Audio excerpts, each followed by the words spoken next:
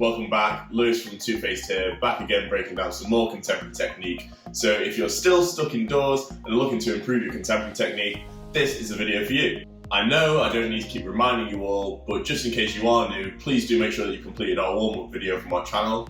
If you haven't, pause this video, go and have a look, get it done, and then we'll get started. This is going to be the first of two videos looking at inversions or being upside down.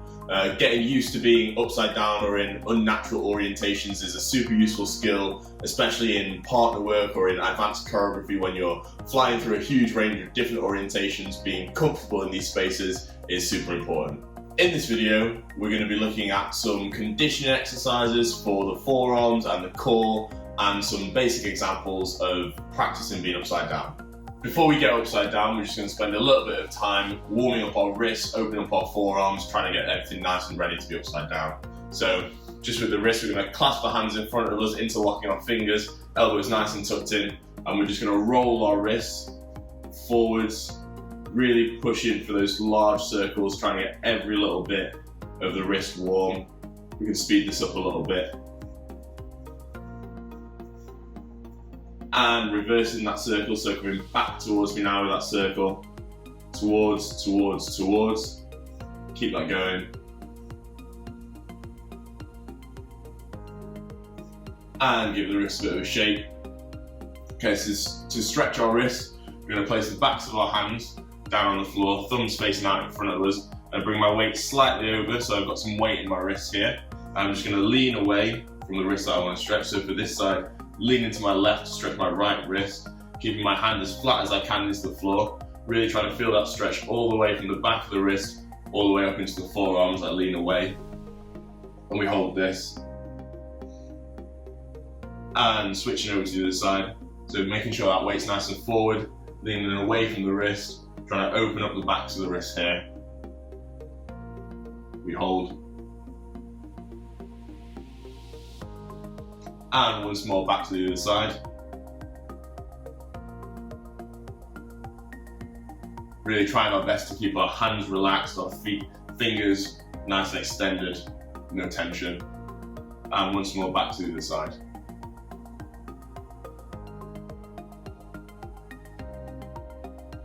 Flipping our hands over. Again, fingers pointing out to the side. Try and keep them nice and relaxed. Weight comes over the hands. And we lean over to one side, this time open up the inside of our forearms, the opening of the wrist here, from the base of the palm all the way up. Really work hard to keep those fingers relaxed. It's too easy to tense and bring them up here. Really relax the hands, because when we get to balance upside down, relaxed hands are going to be important. And other side.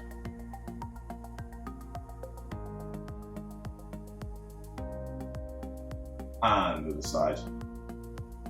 Really pushing as far as you can get over that wrist. And last one.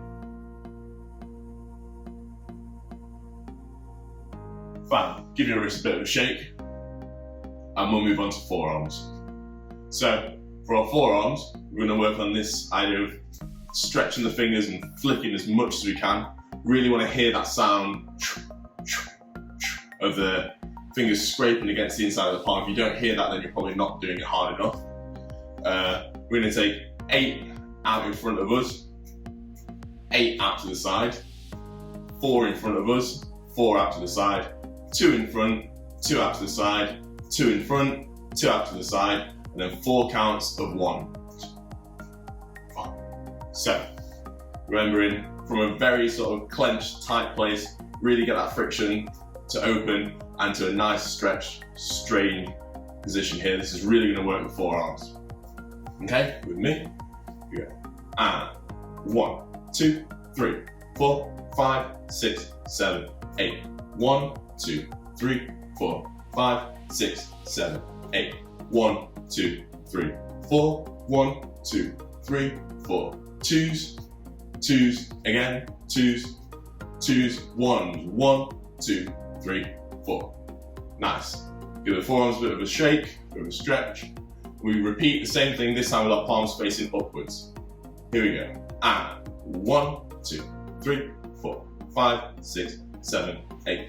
1, 2, 3, really push, 5, 6, 7, and 4, 3, 2, 1, 4, 3, 2, 1, twos, twos again, twos, twos again, 1, 1, 1, 1, and relax. Your forearms should be burning after that, I know mine are, so we're going to take a very quick stretch, holding the hand flat out in front of us, flexing the hand down, and take my other hand just to pull, really try and open up that forearm. Again, if you don't feel as much of a stretch here, you can place it down on the floor and pull back. And with your arm, palm out in front, flex, be a nice pull. And for added stretch, and all the way down, and all the way back.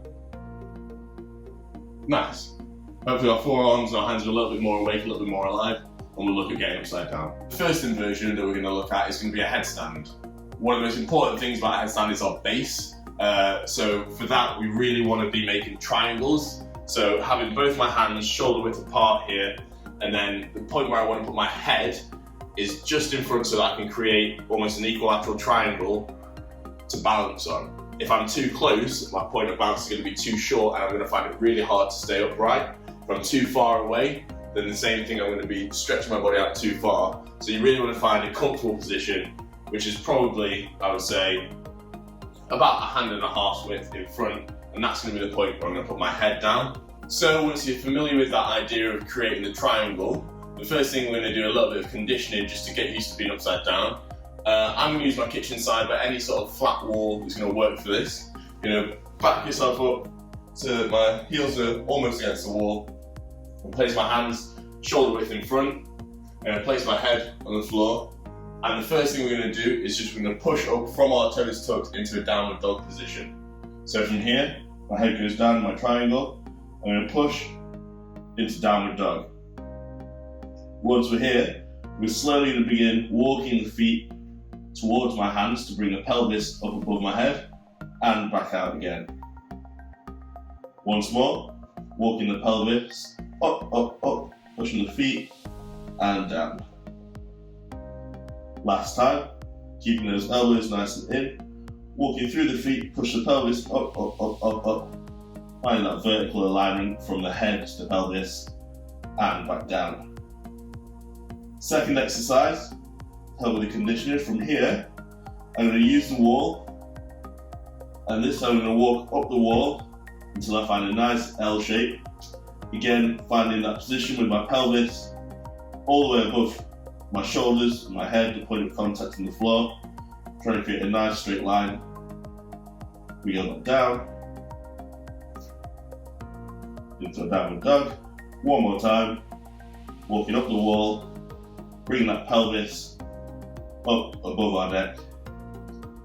From here, we're just going to find vertical with our top leg, and just to start experimenting with balance, you can use this bottom leg almost as a balance on your wall to just slowly start to bring the weight away from the wall so that I'm not falling back into the wall, but I'm starting to experiment with finding this vertical. Once you get past this, we can start to bring the leg up, find our vertical, and hold. With this, we're not trying to achieve a static position in our headstand. We're just looking at being comfortably being upside down, so really don't stress yourself out. If balancing is something you find hard to achieve in a static position, I would much prefer for you to explore the movement, be upside down, and find that sense of freedom whilst being upside down. So we've got one last little conditioning exercise that's going to link all of those things that we've looked at today together. Again, this is something to aim for, so if you feel like you don't have this on the first go, just keep trying, you'll get there eventually. So from our triangle position again, I've got my hands shoulder width apart. I'm going to think about placing my head at the point of my triangle, just in front. From here, instead of pushing up into downward dog like we were before, I'm going to step my feet back so I'm almost in this funny plank position. And then from here, I'm going to push over the toes, use my core to suck in, lifting all the way up, and coming back down with control really control that last moment, using them to slide back out into plank. Again, core brings us up, all the way up to vertical. Control, control, control, all the way down. Touch, slide. We take 3 more. 1, down and control. 2,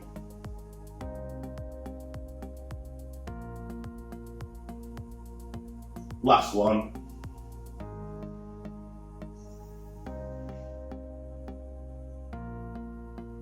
3. Just be careful as you come out of your headstand, not to come up too quickly. You don't want to get a head rush, pass out. I hope that this video has been interesting and useful for you. Please do take away all of the exercises and things that we've looked at today and envelop them into your own practice so that you can start to get comfortable with being upside down.